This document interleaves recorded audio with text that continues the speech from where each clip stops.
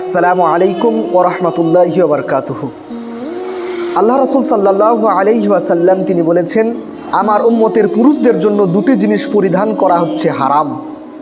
একটি হচ্ছে সোনার অলংকার, দ্বিতীয়টি হচ্ছে রেশমের পোশাক। এই দুটি জিনিস পুরুষদের জন্য ব্যবহার করা হচ্ছে হারাম। দুঃখজনক হলে সত্য, আজকের অনেক মুসলিম পুরুষ আমরা সোনার জিনিস ব্যবহার করি। কেউ সোনার আংটি ব্যবহার করে, তো কেউ সোনার চেন ব্যবহার করে। প্রিয় ভাইয়েরা, যে সমস্ত পুরুষ সোনার জিনিস ব্যবহার করে, সে যতক্ষণ পর্যন্ত ওই সোনার জিনিস পরিধান করবে ততক্ষণ পর্যন্ত ওর গোনা হতেই থাকবে, ওই ব্যক্তিটি হারাম কাজে লিপ্ত। যতক্ষণ পর্যন্ত ওই সোনার জিনিস সে না পরিত্যাগ করবে, না খুলবে, তার আমলনামা গোনা লেখা হবে।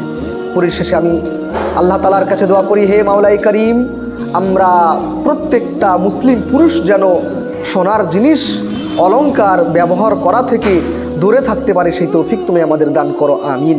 আসসালামু আলাইকুম ওয়া রাহমাতুল্লাহ।